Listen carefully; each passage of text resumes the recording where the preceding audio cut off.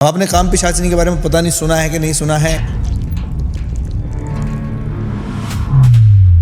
आज के समय पे आप देख रहे होंगे कि पुरुष बिल्कुल वीक हो गए, शारीरिक संबंध नहीं बना पा रहे ठीक से, ना बच्चे पैदा कर पा रहे, ना उनकी पीढ़ी आगे बढ़ पा रही है, ना शरीर में ताकत रही, बॉडी में अलग अलग जगहों पे पेन होना शुरू हो गया है। ये बीमारियां नहीं है जी, तंत्र के ऐसे भयंकर प्रयोग किए जा रहे हैं जहां काम पिशाचनी आ रही है। मेरे पास टोटल अगर मैं काउंट करूं 18 केसेस आ चुके हैं इस चीज के, और ज्यादातर जो एज है 27 से लेकर के 42-45 साल की एज के लोग आए हैं। बाहर की एक सीक्रेट सोसाइटी है, वो डिजिटल रील्स के थ्रू, इनके थ्रू, टेक्नोलॉजी के थ्रू वो लोगों को, आपके साथ क्या हुआ? मेरे साथ जो क्रिया हुई ऑलमोस्ट हार्ट फेलियर जैसी क्रिया थी। अब इस जन्म में मैं हैरान हूं कि मुझे संगीत कहां से पता चला। मेरा एक ऐसा जन्म मेरे सामने आया जिसमें मैं एक स्त्री के रूप में था। एक पहाड़ था, एक पहाड़ पे मंदिर था, उस मंदिर में बैठ करके स्त्री के रूप में मैं तानपुरा बजाता था, भजन किया करता था। लास्ट में पहाड़ से गिर करके मृत्यु हुई थी और लास्ट में मेरे शरीर को कुत्ते नोच नोच के खा रहे थे। 27 साल का रिलेशनशिप था एक कपल का।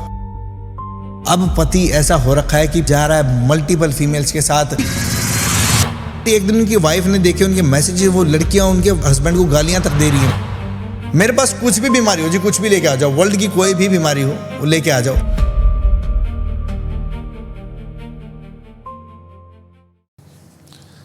प्रणाम गुरुजी। ओम नमो नारायण। नमो नारायण, नमो नारायण, नमो नारायण, नमो नारायण, ओम नमो नारायण। नमो नारायण। अभी आपने हाल ही में कुछ साधनाएं करी हैं। मैं चाहता हूँ एक साधना का किस्सा बताएं आप, जो आपने मुझे अकेले में बताया था, जो साधना का एक्सपीरियंस था, जो साधना में क्षति हुई थी, जो साधना में प्रकट हुआ था, वो बताया जाए।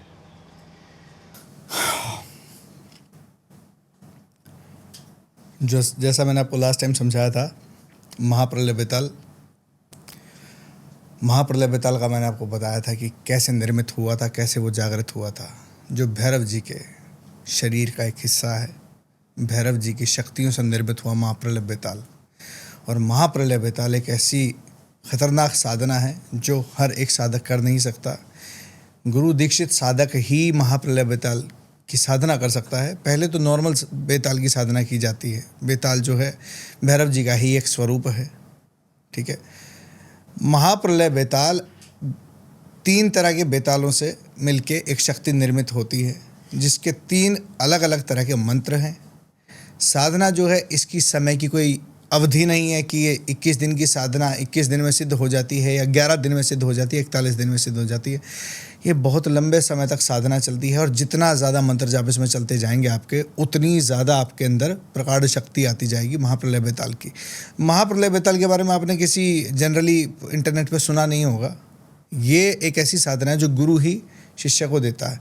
गुरु जी ने बहुत समय पहले मुझे ये बेताल की साधना बताई थी, लेकिन ये बताई थी कि करना इसको उसी वक्त पे जिस दिन तुम्हें अपने आप पे पूर्ण विश्वास हो जाए, जिस दिन तुम्हें लगे कि तुम हर डर का सामना कर सकते हो। 2 इतनी डेंजरस साधनाएं हैं, एक तो महाप्रलय बेताल और एक है माँ धूमावती की। ये 2 बड़ी खतरनाक साधनाएं हैं। माँ धूमावती की है ना, तो आएंगे माँ धूमावती पे भी आएंगे। तो महाप्रलय बेताल की जो साधना है ये मेरी काफ़ी समय से चल रही थी। अब लोग सोचते होंगे कि अपनी साधनाओं के बारे में ऐसा बताना नहीं चाहिए, खुल के नहीं बताना चाहिए, गुप्त होती हैं। निश्चित ही गुप्त होती है। विधि जो है साधना की हमेशा गुप्त रखनी चाहिए, लेकिन साधना मैं इसलिए बताना चाहता हूँ ताकि जो सनातन का जो ज्ञान है वो छुपा हुआ ना रहे। हम जाकर के दूसरे धर्मों के अंदर रुचि ना रखें। हमारी चीज़ों को, हमारी जो क्वालिटी है उसके बारे में मैं बताना चाहता हूँ कि हमारे धर्म में सारी तरह की क्वालिटी है। हर चीज़ का इलाज है, आपकी पारिवारिक समस्याओं का भी इलाज है मंत्रों द्वारा, तंत्र के द्वारा। आपके समस्त जो जीवन घाती बीमारियां हैं उनका भी इलाज है। जो नकारात्मक शक्तियां हैं उनको भी विनष्ट करने की शक्ति हमारा तंत्र रखता है। इसलिए बता रहा हूँ कि महाप्रलय बेताल एक ऐसी सिद्धि है, इस सिद्धि में ऑलमोस्ट मृत्यु का एक्सपीरियंस मैंने किया है। ऑलमोस्ट मृत्यु का एक्सपीरियंस मैंने सिद्धि के अंदर किया है। ऐसा क्या हुआ? अगर आप शेयर कर सकते हैं तो। देखो, ये तो थोड़ी डेप्थ की बात हो जाएगी।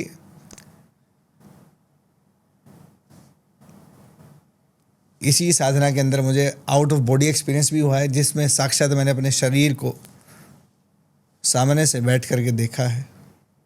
एक वो अवस्था है, महाप्रलय बेताल एक ऐसी सिद्धि है जब आप प्योर शून्यता के अंदर उतर जाते हैं, जब स्वयं आप साक्षी हो जाते हैं इस बात के कि ये शरीर में नहीं हूँ, शरीर के बाहर चेतना, आपका जो एस्ट्रल बॉडी है उसके द्वारा आप अपने इस भौतिक शरीर को देख रहे होते हो।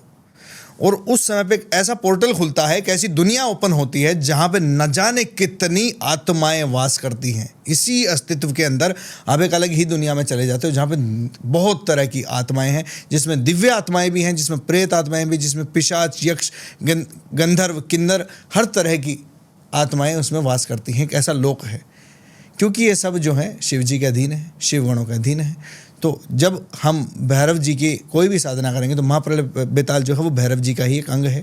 इस तरह की कोई भी साधना करेंगे तो समस्त शक्तियाँ एकत्रित होती हैं वहाँ पे आपके ऊपर अटैक करने के लिए, आपकी परीक्षा लेने के लिए, आपको मौत तक का एक्सपीरियंस फील करवाएंगे। आपको लगेगा आपका जो सूक्ष्म शरीर है, जो आपका मन है, जिसको कहते हैं भाव शरीर को बार बार ऐसी अनुभूति होगी कि तुम्हारी मृत्यु होने वाली है, क्योंकि हर तरफ से, चारों तरफ से भय आता है। 11 दिन तो इसमें शमशान के अंदर बैठ के ही क्रिया की जाती है। आपके साथ क्या हुआ? मेरे साथ जो क्रिया हुई ऑलमोस्ट हार्ट फेलियर जैसी क्रिया थी। ऑलमोस्ट हार्ट फेलियर जैसी क्रिया मेरे साथ हुई। लगातार 3 दिन तक मेरे को बुखार चढ़ा रहा। लगातार 3 दिन तक इतनी प्रेत आत्माओं ने मुझ पर अटैक करने की कोशिश की है। इतने तरह के बेताल आए हैं रास्ता रोकने के लिए, क्योंकि ये बेतालों का राजा है। महाप्रलय बेताल जो है बेतालों का राजा है। जितने आपके पास्ट लाइफ के एक्सपीरियंसेस होते हैं, जो पास्ट लाइफ की मेमोरीज होती है, वो रिकॉल होनी शुरू हो जाती है आपके पिछले जन्मों के जो अनुभव, कैसे कैसे आपकी मौत हुई थी पिछले जन्मों में, वो सब चीज़ आपके सामने आती है। एक बार मेरा एक ऐसा जन्म मेरे सामने आया जिसमें मैं एक स्त्री के रूप में था। वो स्त्री भजन गाया करती थी तानपुरे के साथ। अब इस जन्म में मैं हैरान हूँ कि मुझे संगीत कहाँ से पता चला। मैं सोचता था कि मुझे संगीत कैसे उपलब्ध हुआ। मैं पिछले जन्म में, एक ऐसा जन्म था मेरा जिसमें मैं एक महिला के रूप में मैंने अपने आप को पाया। और ये उसका डेट का तो आइडिया नहीं है। जिस समय पे सती प्रथा हुआ करती थी, ये उस समय की बात है। उस समय पे मैंने अपने आप को एक स्त्री के रूप में पाया। तानपुरा में बजा रहा था उस समय पे, और कुछ गांव वाले मेरे पीछे भाग रहे थे मुझे मारने के लिए। उससे थोड़ा और पीछे जब मैं गया तो मुझे पता चला कि मेरा उस समय पे जो पति थे उनका देहांत हो गया था और मुझे जलाया जा रहा था, मुझे सती किया जा रहा था। लेकिन मैंने अवॉइड किया उस चीज़ को। तो मैंने भाग करके अपनी जान बचाई। तो गाँव वाले सब मेरे पीछे भाग रहे थे। एक पहाड़ था, एक पहाड़ में मंदिर था। उस मंदिर में बैठ करके स्त्री के रूप में मैं तानपुरा बजाता था, भजन किया करता था। अंत समय मेरी मृत्यु कैसे हुई थी कि वो गांव वाले मुझे सती करने के लिए, जलाने के लिए, मुझे मारने के लिए, कि इसने अब समाज से तो बहिष्कारित इसको कर ही दिया गया है। तो लेकिन वो एक कुप्रथा थी कि अगर ये स्त्री बच गई तो बाकी महिलाएं भी इसको कॉपी करेंगी। तो मुझे मारने के लिए सब लोग आ रहे थे। तो मैं भाग करके लास्ट में पहाड़ से गिर करके मृत्यु हुई थी और लास्ट में मेरे शरीर को कुत्ते नोच नोच के खा रहे थे। ऐसे भयंकर भयंकर एक्सपीरियंसेस मेरे साथ हुए। एक ऐसा एक्सपीरियंस था जिसमें मैं खेत में था और खेत में जो हमारा जो बैल जोतने की गाड़ी होती है, उस गाड़ी के नीचे मेरी गर्दन आई थी। ऐसे ऐसे एक्सपीरियंसेस, ऐसी मौत के दृश्य मैंने देखे हैं जिसमें मेरे सामने मेरा पूरे प्रियजन जल रहे हैं, आग लगी हुई है सबको। मैंने मौत देखी है, मैंने साक्षात अपनी मौत देखी है। तो जब वो अनुभवों से मैं गुजरा तब मेरे को समझ में आया कि सारे मन के खेल हैं और मन से ऊपर उठना ही पड़ेगा। मन ने इंद्रियों पर विजय प्राप्त कर रखी, इंद्रियों को काबू कर रखा मन ने। लेकिन मुझे मेरे गुरु पर विश्वास था, मुझे महादेव शंकर पर विश्वास था। मैं इसके अंदर और गहरा जाता गया और अंत में एक अनंत शून्यता के भीतर प्रवेश करते हैं, जहाँ पे ना मन है, ना इंद्रियां हैं, ना विचार है, ना आप हैं, ना कोई प्रश्न है, ना कोई साधना है, ना कोई सिद्धि है। एक विराट शून्य वहाँ पे आता है। जब वो शून्य आता है तो समस्त सिद्धियाँ, सभी तरह की जितनी आत्माएं हैं वो आती हैं, वो खुद आपको नमस्कार करती हैं। जब आप उस चरम शिखर पे आप पहुंच जाते हैं और तब आपको आपके भीतर के शिव की अनुभूति होती है। जो आपके भीतर शिव विराजमान है, जो महादेव आपके भीतर ही विराजमान है, उन महादेव के दर्शन आपको आपके स्वयं के अंदर होते हैं। वही विराट शून्यता है जहाँ शिव और शक्ति का मिलन होता है। एक ऐसे अनुभव से मैं गुजरा। अब आगे की कुछ चीज़ें ऐसी गुप्त हैं जो मैं सिर्फ जिन लोगों को मैंने दीक्षा दी है मैं उन्हीं को बताता हूँ, और ऑन कैमरा मैं सब चीज़ें नहीं बता पाऊँगा, वो मैं पर्सनल लेवल पे बता पाऊँगा। आप तो समझ सकते हैं। आपने भी एक बात बोली कि मैं ये चाहता हूँ महाप्रलय बेताल की ऐसी सिद्धियाँ लेके आना चाहता हूँ समाज में, क्योंकि लोग अन्य धर्मों में जा रहे हैं। मैंने कुछ वीडियोस देखी, कुछ रील्स देखी, जिसमें महाप्रलय बेताल से ज़्यादा ताकतवर बताया जाता है जिन को। जिन तो छोटी सी चीज़ है, महाप्रलय बेताल का कुछ भी नहीं है। जिन इस्लाम के अंदर एक टाइप की एंटिटी है। आप अगर हिंदुइज्म की बात करेंगे, सनातन की बात करेंगे, तो इतनी तरह की प्रेतात्मा, इतनी तरह की नकारात्मक शक्तियाँ हैं, इतनी तरह के देवता हैं हमारे, ठीक है। जिन्नात और खबीस ये दो ही तो चीज़ें हैं मुसलमानी क्रिया के अंदर। जिन्नात और खबीस ये दो ही चीज़ है मेन तो, ठीक है। इन्हीं के अलग अलग रूप हैं। तो ये नॉर्मल एंटिटीज़ है, इनसे हम उस शक्ति का अब ये तो सवाल ही मतलब यहाँ पे फेल हो जाता है। कहाँ भैरव जी, कहाँ साक्षात भैरव जो समस्त सारे क्षेत्र के क्षेत्रपाल जिन्हें कहा जाता है, जो जिन्हें काशी के कोतवाल कहा जाता है, जो कि दंडाधिकारी है, जो कि सज़ा देते पापियों को, पापियों का नाश करते हैं, ठीक है। वो भैरव जिन्होंने ब्रह्मा का सिर काट दिया था, वो भैरव जिसके आगे समस्त तरह के शमशानी क्रिया, समस्त तरह की मारण क्रियाएं, सभी तरह की उच्चाटन क्रियाएं, सभी तरह की वशीकरण क्रियाएं, स्तंभन क्रियाएं, हर तरह की क्रियाओं के अंदर जो प्रेत आत्माओं को भेज के किसी का विनाश किया जाता है, किसी के घर का नुकसान किया जाता है, उन सभी को अंत में भैरव जी के पास जाकर के मुक्ति की उपलब्धि होती है। वो भैरव जी है, और उन्हीं का अंग जो है वो है महाप्रलय बेताल। जब आप भैरव अष्टकम पढ़ेंगे उसके अंदर बेताल का जिक्र आता है, ठीक है जी। दूसरी बात क्या है कि 64 प्रकार के जो हैं भैरव के स्वरूप हैं। उन 64 प्रकार के स्वरूपों में भैरव जी का, बेताल का जो है विवरण भी आता है। आप पढ़ेंगे रुद्र यामल तंत्र के अंदर आपको इसका विवरण मिल जाएगा। रुद्र यामल तंत्र में, हाँ, तो उसमें आपको विवरण मिल जाएंगे, काफी विवरण है ना। गुरु जी, जैसे अभी जिन बात हुई और अभी भैरव बाबा की बात हुई, बेताल की बात हुई, सो ये तंत्र हमारे इसमें ही है और मुस्लिम उसमें भी तंत्र ही बोलते हैं। उसको क्या बोलते हैं? बिल्कुल, वो उसको जादू बोलते हैं। मुस्लिम में तो जादू ही बोला जाता है। इस्लामिक क्रिया, इस्लामिक तंत्र, बेसिकली तंत्र ये इवॉल्व तो हमारे इधर से ही हुआ है। तंत्र शब्द देखो, सबसे पहले तंत्र शब्द का मीनिंग समझो। तंत्र शब्द का मतलब is not about to do black magic, is not about to attain सिद्धि, नहीं। तंत्र का मतलब है स्वतंत्र, स्वयं का तंत्र, परतंत्र, दूसरे का तंत्र, पाचन तंत्र, राजतंत्र, प्रजातंत्र। तंत्र मीन्स पैटर्न, तरीका, पद्धति, सिस्टम, ठीक है। आप हमारा जो तंत्र है वो आधारित किस चीज पे है? चेतना विज्ञान के ऊपर आधारित है। जो जितनी सिद्धियां बना रखी, जितनी देवी देवता जो हैं हमारे, ये सब ऋषि महर्षियों की खोज है। इन सब ऋषि महर्षियों ने अपने चेतना के अलग अलग स्वरूपों को अलग अलग नाम दिए। जैसे कि 10 महाविद्या जी, 10 महाविद्या का जो कॉन्सेप्ट इवॉल्व हुआ वो करीब करीब 12वीं शताब्दी के आसपास, 12th सेंचुरी के आसपास जो है वो हुआ है कॉन्सेप्ट इवॉल्व। अब 10 महाविद्या क्या है? चेतना के, आपके स्वयं की चेतना के 10 प्रकार के स्वरूप। अब ये जो 10 महाविद्याएं हैं ये कोई एक दूसरे से कम नहीं है कि कोई आप कंपैरिजन करने लग जाएं कि कौन सी शक्ति ज़्यादा पावरफुल है, कौन सी वीक है, कौन सी जल्दी सिद्ध होती है। ऐसा कोई कंपैरिजन नहीं है इनके अंदर। सबके अपने अपने अलग अलग स्वरूप हैं। उसी प्रकार से जो तंत्र है ना हमारा, जो हमारा तंत्र है, ब्रह्म यामल तंत्र, रुद्र यामल तंत्र, कुलाणव तंत्र, तो ये सारे के सारे तंत्र आधारित हैं अलग अलग शक्तियों को कैसे जागृत किया जाए अपने ही शरीर के भीतर, अपनी ही चेतना की शक्तियाँ हैं। तो इस्लामिक तंत्र भी कहीं ना कहीं इवॉल्व तो यहीं से हुआ है। जो उनकी जो सिद्धियाँ हैं, जो पावर्स हैं, वो हमारे उसमें से ऑलरेडी रिलेट करती ही हैं। एक बहुत छोटा सा पार्ट है। हाँ, वो छोटा सा पार्ट है, बहुत कोई बड़ी लंबी चौड़ी चीज़ नहीं है। मैं समझ गया। हमारे सारे वेपन्स में एक छुरी है वो। अच्छा, अगर हमारे पास तोप है, AK-47 नेल कटर हो सकता है। नहीं, लोग डरते हैं, बहुत डरते हैं लोग, इस्लामिक तंत्र से बहुत डरते हैं। मैं यही पूछना चाह रहा था गुरु जी, मैं अभी कहीं सुन रहा था, कोई किसी का पॉडकास्ट सुन रहा था, तो एक मतलब सनातन धर्म का ही, हमारे उसका ही, वो बोलते हैं कि यार हम कुछ भी कर सकते हैं। जो मुस्लिम तंत्र होता है ना, वो बहुत ज़्यादा इफेक्टिव होता है, उसको काटना बड़ा मुश्किल है। कुछ इफेक्टिव नहीं होता। ये कितनी सच्चाई है इसमें? कुछ नहीं, कोई सच्चाई नहीं है इसके अंदर, कोई सच्चाई नहीं है। वो डरपोक लोगों के लिए काटना मुश्किल। एक समय पे जो नया नया साधक होता है ना, नौसिखिया है, उसके लिए तो इस्लामिक तंत्र खतरनाक है ही। लेकिन जिसने सच में अपनी मृत्यु के दर्शन कर लिए खुद, जिसका कोई लोभ मोह क्रोध अहंकार नहीं है, जो व्यक्ति उसके अंदर पारंगत है, उसके लिए कोई मुश्किल नहीं है। हमारे पास इतनी बड़ी शक्तियाँ हैं, 10 महाविद्याओं का जिसको ज्ञान है, जिसको भैरव का ज्ञान है, बिल्कुल, तो उसको कोई डर नाम की चीज़ नहीं है। इस्लामिक तंत्र तो लास्ट में आकर के, बल्कि भैया हमारे भैरव जी तो मुक्ति देते हैं, शिवलोक में जाके स्थान देते हैं, आओ जी स्थान स्वागत है, सारे जिन्नों को मैं खुद मुक्ति करवाता हूँ। ये जो रुद्राक्ष है यही काम करता है। इस रुद्राक्ष का काम क्या है? ये रुद्र है स्वयं में, ये स्वयं में शिव है, ये शून्यता का प्रतीक रुद्र है। का- शून्यता के भीतर सब आ जाता है। शून्यता जो है वॉइड है। आपने एक बात पूछी ना,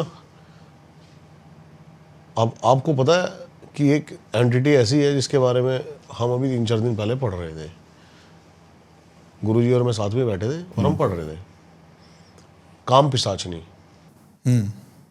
वो जो आप पूरा पीछे कट्टा देख रहे हो भरा हुआ, हाँ उसका बहुत बड़ा यूज है, उसका बहुत बड़ा यूज है। अभी दिखाता ये हूँ। देखो, ये लीजिए, ये आगे दिखाओ कि कितना बड़ा कट्टा है। ये देखिए, ये रुद्राक्ष। अच्छा एक मैं ये इसको पूरे थोड़ा कट्टे में रुद्राक्ष भरे हुए हैं। ये देखिए जी, ये देखिए,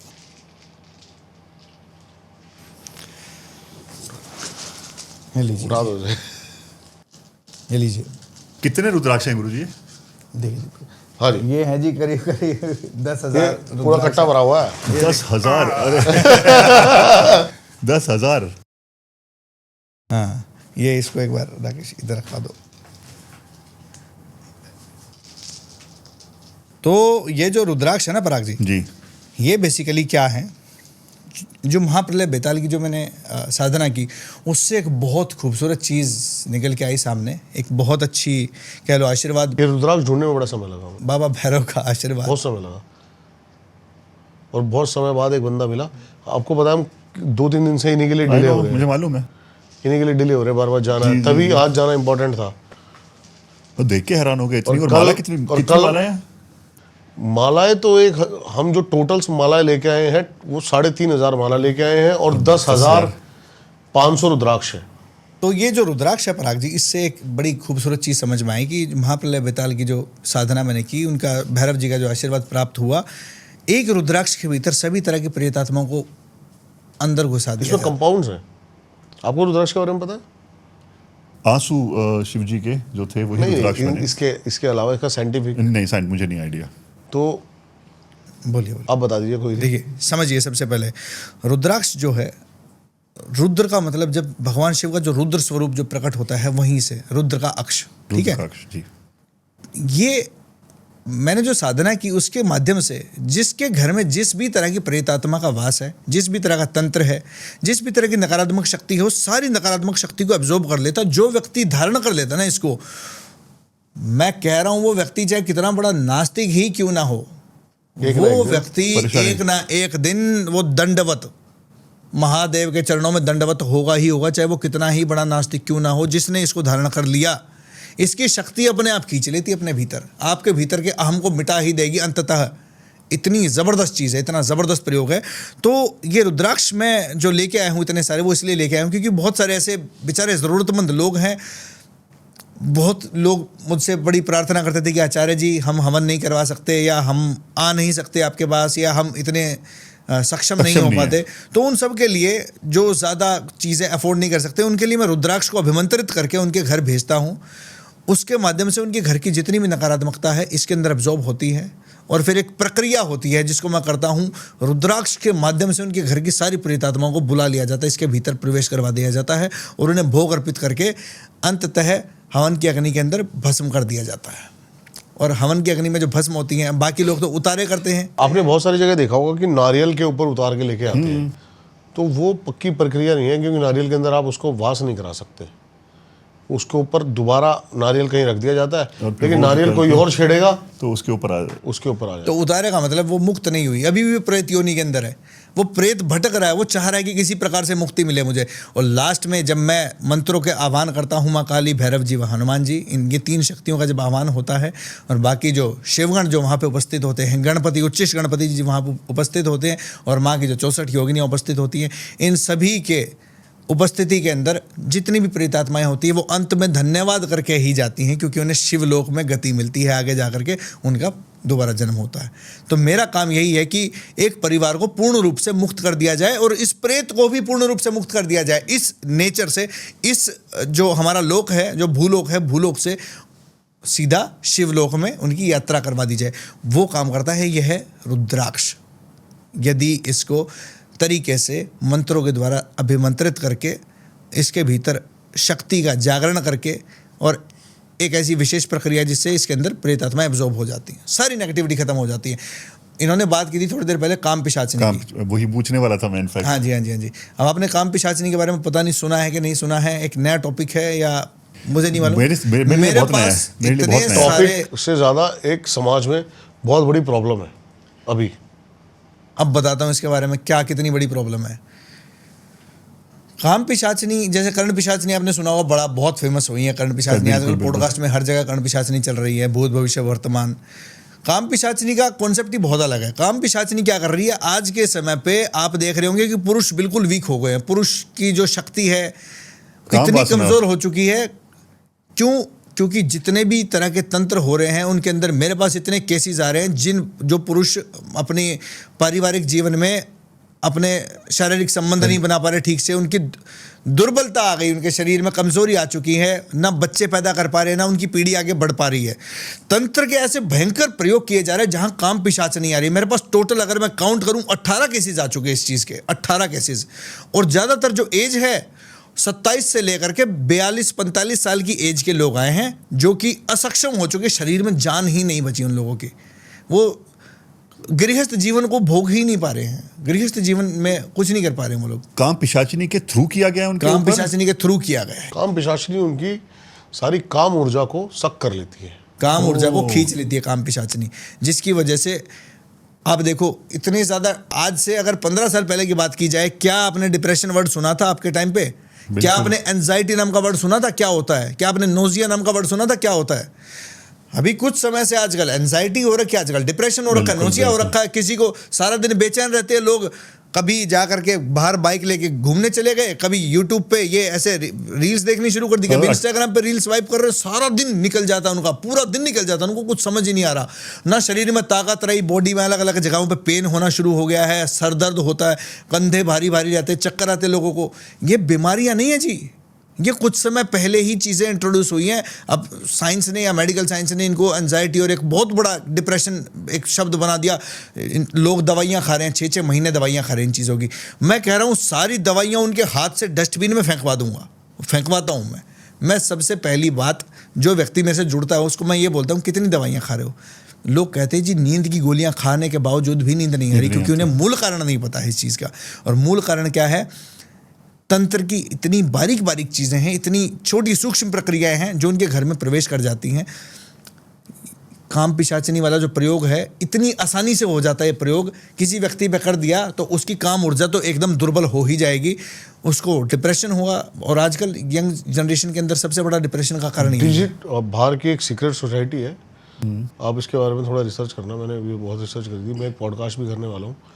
वो डिजिटल इन चीज़ों को थ्रू रील्स के थ्रू, इनके थ्रू, टेक्नोलॉजी के थ्रू वो लोगों को, आप देख रहे हो बहुत सारी ऐसी वीडियोस आ रही है और बहुत सारी चीज़ आ रही है कि बंदे का काम उसी के अंदर फंस रहा है और फिर उसके बाद उसको ये ना बंधन क्रियाएं जो है, स्तंभन क्रिया के अंदर भी इसका प्रयोग किया जाता है काम पिशाचिनी का। जैसे स्तंभन क्रिया का प्रयोग कर दिया तो किसी व्यक्ति का काम नहीं करना है, किसी व्यक्ति का काम रोकना है, तो उस व्यक्ति को इतना ज़्यादा डिप्रेशन में डाल दिया जाएगा। काम ऊर्जा ही, अब हमारी जो शरीर की काम ऊर्जा है, यही वो शक्ति है जिससे व्यक्ति सृजन करता है। सृजनात्मक शक्ति यही है, व्यक्ति को इंसिस्ट करती है काम करने के लिए। लेकिन जिसके अंदर काम ऊर्जा दुर्बल होगी वो व्यक्ति प्रोडक्टिव हो ही नहीं पाएगा। उस व्यक्ति को डिप्रेशन होगा, उस व्यक्ति को एंजाइटी होगी, उस व्यक्ति को हार्ट अटैक आएगा, उस व्यक्ति को डायबिटीज़ हो जाएगी। स्ट्रेस सबसे बड़ा कारण है डायबिटीज का आज के समय पे। और खाते रहो गोलियां, डर लगेगा, हमेशा डर लगेगा, डरा हुआ रहेगा, उसका ना दोस्ती करेगा किसी से, अकेला रहना शुरू कर देगा। वो काम पिशाचिनी का सबसे बड़ा काम है, किसी महिला के साथ भी दोस्ती नहीं करने देगी वो,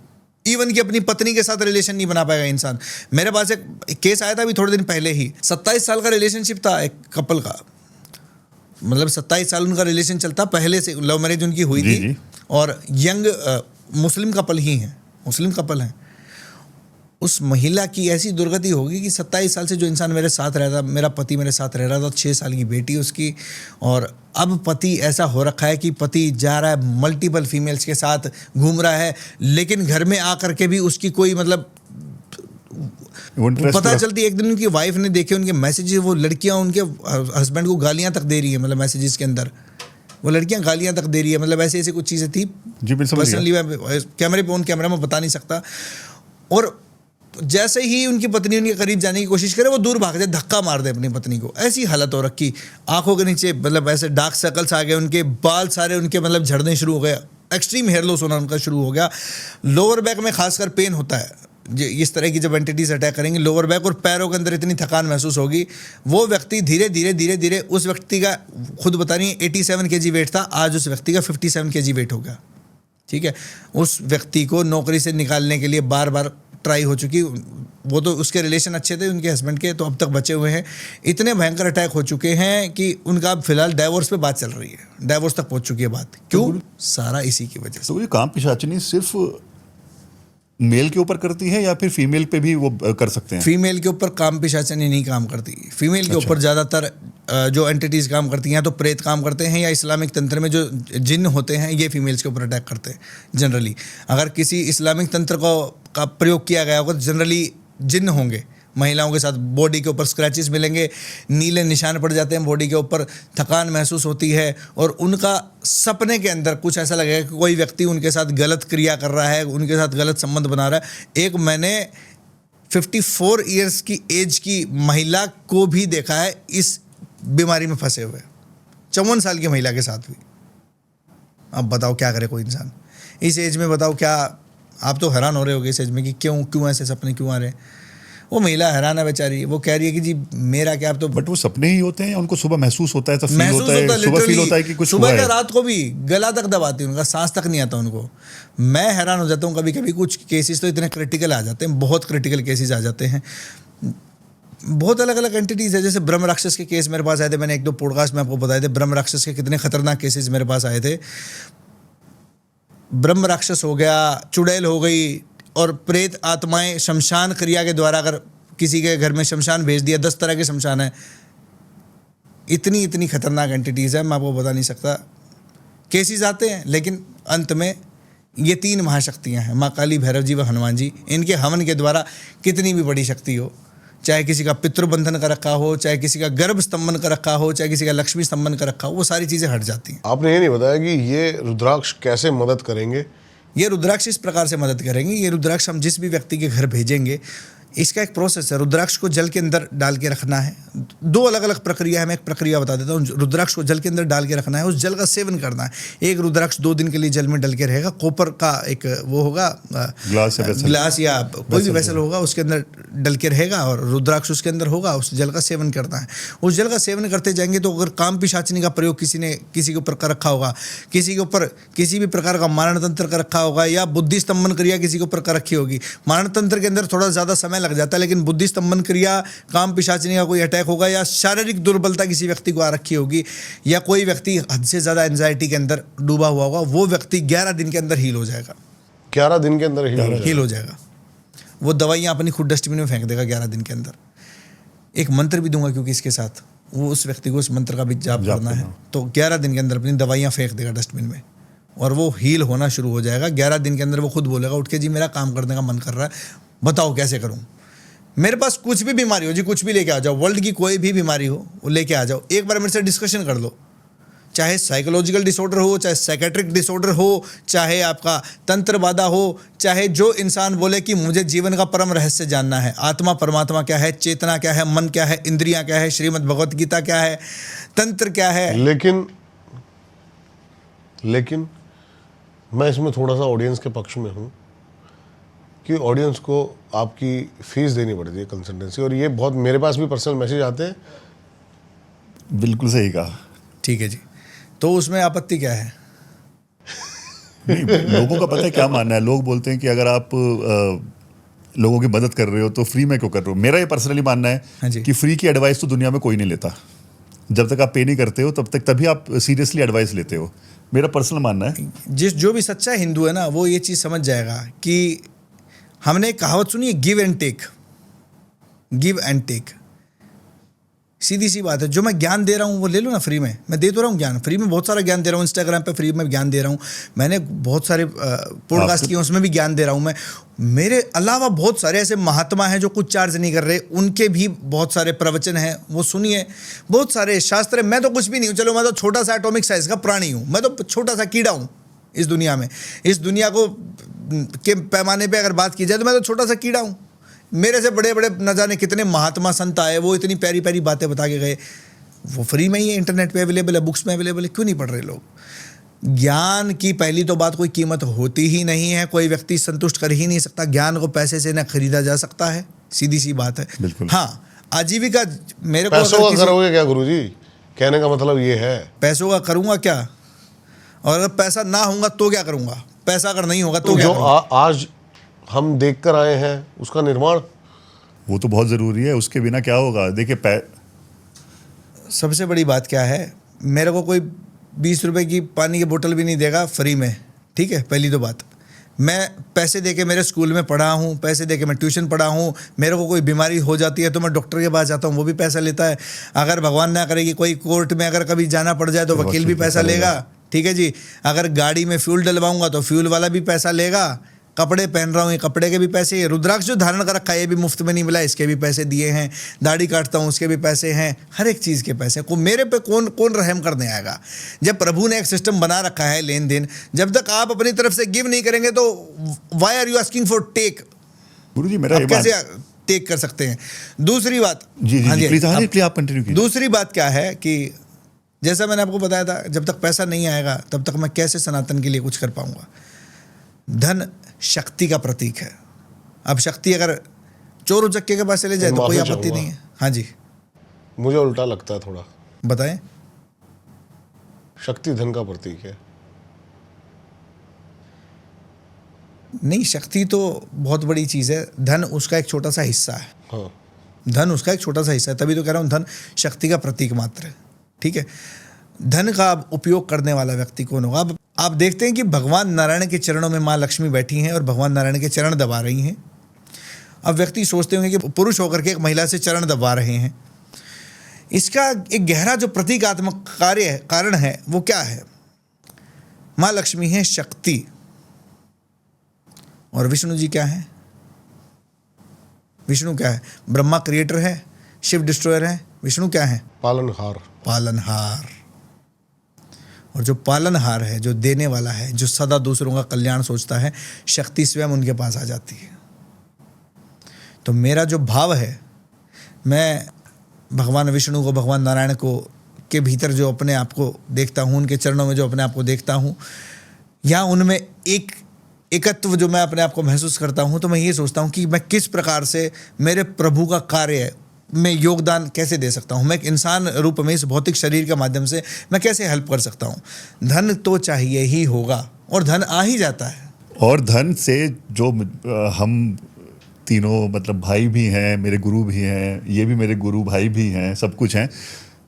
जब तक धन नहीं होगा तब तक चक्करधारी शक्तिपीठ का निर्माण नहीं हो सकता।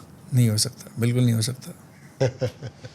तो भाइयों, पहले तो मुफ्त का ज्ञान कोई नहीं लेता है। आपको कोई है ना फ्री में दवाई, आपकी बीमारी होगी किसी को, उसको मैं ना ऐसे लिख के दे दूंगा, एक काम कर, ये दवाई ले ले, ये दवाई ले ले, वो कहेगा नहीं करूँगा। जब तक डॉक्टर के पास नहीं जाएगा, डॉक्टर पैसे लिए बिना उसको नहीं लिखेगा, तब तक उसकी वैल्यू नहीं होगी। पराग जी, जो असक्षम लोग हैं, जो बेचारे, जो दिव्यांग जो लोग हैं, मैं बेचारे नहीं कहूँगा, दिव्यांग ठीक है, प्रभु की कृपा से उनके एक दिव्यांग जरूर उनके शरीर में होता है। जो दिव्यांग है उनके मैं निःशुल्क सहायता करता हूँ, और निःशुल्क सहायता के अंदर भी एक वचन होता है कि जो उनको मैं मंत्र देता हूँ, जो मैं उनको साधना देता हूँ, जो मैं उनको कार्य देता हूँ, निःशुल्क फिर भी नहीं होता कहीं ना कहीं, क्योंकि गुरु की दक्षिणा देनी जरूरी। वो गुरु तत्व के लिए, वो मेरे लिए नहीं, वो गुरु तत्व के लिए है। तो उससे उनको कुछ ना कुछ मैं चीज़ बताता हूँ, या तो गौ सेवा के लिए मैं उनको बताता हूँ कि इतनी राशि आपको गौ सेवा, चाहे अपने आसपास कोई गौ मिले उसके लिए सेवा करनी है, इतनी राशि आपके आसपास कोई जो कुत्ता दिखे, कोई डॉग दिखे, कोई पेट दिखे, उसके लिए आपको करना है, या कोई भी मछलियों को आपने भोजन दे देना है। वो मैं बोलता हूँ उनको, जो जितने में वो सक्षम है वो करने के लिए मैं उनको देता हूँ। लेकिन कंसल्टेंसी फीस मुझे लेनी पड़ती है। मैं जो ट्रस्ट का निर्माण करना चाहता हूँ, जो सनातन की जागृति के लिए, सनातन को आगे बढ़ाने के लिए, मैंने ट्रस्ट का निर्माण तो हो चुका है। ट्रस्ट का निर्माण हो चुका है ना? उसका भी अब उसको आगे बढ़ाने के लिए धनराशि चाहिए ही होगी, और दे रहे हैं लोग, अपनी मर्जी से दे रहे हैं। मैं मांगता नहीं हूँ किसी से, मांगने की जरूरत नहीं पड़ती, अपने आप दे देते हैं लोग। जिनका काम होता है बिल्कुल बिल्कुल अपने आप दे जाते हैं, कोई जरूरत ही नहीं पड़ती। प्रभु की कृपा से पेट भरा है हमारा, सोच इसलिए आपकी बहुत अच्छी है, जिसमें मैं आपके साथ हूँ। जो आप उसके अंदर कार्य कर रहे हैं, मैं उसमें आपके साथ हूँ। बहुत ही सुंदर सोच है। हम आपके साथ हैं, नारायण आपके साथ हैं, परी आपके साथ हैं, सब लोग आपके साथ हैं। देखिए दीपक जी, बात यह है, पराग जी और दीपक जी, सबसे पहली बात तो जैसे कि पॉडकास्ट में हम बहुत बार डिस्कशन करते भी हैं, अलग अलग टॉपिक्स पे डिस्कशन करते हैं। अभी शायद हम, हो सकता है व्यूवर्स को हमारी ये बात थोड़ी अजीब लग रही हो कि यार ये क्या बातें कर रहे हैं लोग, लेकिन सिर्फ अपना एक विचार रखने के लिए मैं आज आपके पॉडकास्ट पे आया हूँ। मैं अपने भाव रखने के लिए आया हूँ पॉडकास्ट पे। तंत्र की गहरी से गहरी बातें अगर किसी को सीखनी है या सुननी है, समझनी है, तो वो मेरे पास पर्सनली आ सकता है, उसको समझा भी दूंगा। आश्रम का निर्माण ही इसलिए कर रहा हूँ, अल्टीमेटली मेरा उद्देश्य यही है कि जितने भी ये नवयुवक जो हमारे देश के सनातन को आगे बढ़ा सकते हैं, उनको मैं सिखाऊंगा। वो सीख पाएंगे तंत्र को, और जब वो तंत्र को सीख पाएंगे, वो खुद ही अपने परिवार को हील कर दिया करेंगे। बहुत आसान है, कोई ज़्यादा मुश्किल नहीं है, डरने की ज़रूरत नहीं है। तंत्र का मतलब ब्लैक मैजिक नहीं होता है। तंत्र का मतलब है अपनी ऊर्जा और चेतना का विज्ञान। जिसने खुद सीख लिया, वो अपने पूरे परिवार को ठीक कर देगा। उसको किसी झोला छाप व्यक्ति के पास जाने की ज़रूरत नहीं है। मैंने पढ़ाई लिखाई की है, अच्छे से पढ़ा लिखा हूँ, हर चीज़ का गहन अध्ययन किया है, प्रैक्टिकल चीज़ों को इम्प्लीमेंट किया अपनी लाइफ में। उसके बाद यहाँ पे इस मंच पे आकर के बोल रहा हूँ। किसी भी टॉपिक पे मेरे से कोई बात कर ले, मैं बात करने के लिए तैयार हूँ। ना संदेह, ना कोई कहीं से पढ़ूंगा, ना कोई रेफरेंस लेके आऊँगा, ना कोई प्री प्लान्ड मैंने कोई चीज़ की है। जो पूछेंगे हर सवाल का जवाब मेरे पास है। मेरे पास कंसल्टेंसी के लिए आए बड़े बड़े आईएएस अधिकारी हैं, बड़े बड़े आईपीएस अधिकारी हैं, बड़े बड़े जजेस हैं, वो लोग साधना कर रहे हैं। आज मेरे को बड़ी खुशी होती है कि इतने इंटेलेक्चुअल लेवल के लोग भी, आप पराग जी आपको खुद मालूम है कि मैं वही बोल साधना रहा के हूँ। अनुभव आप खुद ही जानते हैं। मेरे अच्छे अनुभव से तो आपके साथ, आपको सब पता है, दीपक भाई को भी पता है। लास्ट टाइम कुछ शेयर भी किए थे भैया के साथ। तो मैं सिर्फ ये बोल रहा हूँ कि छोटा सा एग्जांपल देता हूँ साधना से क्या हुआ। कनेक्शन ऑफ कोर्स ये तो बहुत स्ट्रांग हो गया, पहले से भी था, लेकिन और ज़्यादा स्ट्रांग हो गया। सबसे कमाल की जो चीज़ हुई है ना, जो भय था मेरे अंदर, वो कंप्लीटली ख़त्म हो गया। वो सिर्फ साधना से हुआ है, आपके आशीर्वाद से हुआ है। मैं किसी भी बिल्डिंग में, जैसे लोगों ने बहुत ज़्यादा पसंद किया अपना व्लॉग, उसका हॉरर व्लॉग जो अपना हॉन्टेड जगह का, पहले मैं घुस भी नहीं सकता था। मैं, पता है, रात को सोता था लाइट ऑन करके। एक लाइट ऑन होनी थी, परी सो होती थी तब अंधेरा होता था, लेकिन मैं लाइट ऑन किए बिना नहीं सो सकता था। मैं अभी अंधेरे में ऐसे घुस जाता हूँ। अभी लास्ट आपको बताया, मैं परसों शमशान में चला गया। सोचो, वहाँ पे अपना व्लॉग बनाया मैंने। मैं तो खुल के बोलता हूँ लोगों को, आप खुद करो ना साधना करो। साधना मतलब ईश्वर के करीब जाना है भाई। अपने मन को साधना है। आप खुद कर लो, आपको किसी की ज़रूरत नहीं पड़ेगी। तो उसी लिए अपना खोलना चाह रहे हैं तंत्र का विद्यालय। तंत्र का विद्यालय खोलना चाह रहे हैं, इकलौता इन द वर्ल्ड। जैसी प्रभु की इच्छा। दूसरी बात यह है कि ये भूत प्रेत पिशाच, इन सब के बारे में मैं हर पॉडकास्ट में बहुत कुछ बता चुका हूँ। जिसको देखना है, एक बार मेरे पुराने पॉडकास्ट खोल के देख लेना, जितने भी तरह के एक्सपीरियंसेस हुए। और बल्कि मैं बोलता हूँ कि कैमरे पे बोलना एक अलग चीज़ है। बहुत दुनिया आ रही है, बहुत बड़ी बड़ी चीज़ें बोल के जा रही हैं। मैं बोलता हूँ कि प्रत्यक्ष आओ, आके मिलो मुझसे, और फिर बताता हूँ, आपको दिखाऊँगा। जब हवन होगा, जब हवन पे इन 3 महाशक्तियों का आह्वान होता, कृपा इन्हीं की होती है। कृपा तो यही है, कृपा दाता यही है। लेकिन जिसके घर के अंदर जो प्रेत आत्माएं एक्टिव होंगी, जो तंत्र एक्टिव होगा, उनको साक्षात हवन पे उनको फील करवाऊंगा, उनको अनुभूति करवाऊंगा उसकी, उनकी आंखों के सामने ध्यान में प्रवेश करवा के उनको दिखाऊंगा ये चीज़ थी तेरे घर के अंदर। तभी तो व्यक्ति को विश्वास होगा कि हाँ, मेरे घर में कुछ चीज़ें थी। नहीं तो लोग बैठे हैं कि तो आपके घर में ये कर रखा है जी, आपके घर में तो आपके पति का वशीकरण कर रखा है, आपके बच्चों को खिला रखा है, किसी ने नींबू मिर्ची डाल दी थी आपके घर में। बहुत सारी बातें चल रही है, बोगस बातें बहुत लोग कर रहे हैं। डराया जा रहा है लोगों को कि तेरे ऊपर तो मारण क्रिया है, 3.5 लाख रुपए मेरे अकाउंट में भी डाल, नहीं तो तुम मारा जाएगा। इस तरीके से मेरे पास किसी जा रहे हैं, आप हैरान हो जाओगे। 8-8 लाख 10-10 लाख रुपए धमकी सीधी, क्योंकि एक डरा हुआ इंसान आ रहा है बेचारा पहले ही किसी के पास, और उससे धमकी दी जा रही है 8 लाख रुपए दे, नहीं तो जो मैंने प्रेत पकड़ रखा है उसको वापस तेरे ऊपर छोड़ दूंगा। व्यक्ति कहाँ से लेके आएगा भाई, क्यों, कहाँ जाएगा? बहुत बहुत धन्यवाद आपका आने के लिए। और नाम बताइएगा प्लीज, चक्रधारी शक्तिपीठ। तो कैसा लगा और कमेंट कीजिएगा और गुरु जी का आशीर्वाद लीजिएगा। उनका प्रेम ही उनका आशीर्वाद है एक्चुअली। क्या बात है। धन्यवाद जी, धन्यवाद समस्त सारे ओम संसार का नमो कल्याण। नारायण। ओम नमो Narayan. Love you Guru ji, Narayan. Love you. ठीक है जी, लव यू पराग जी।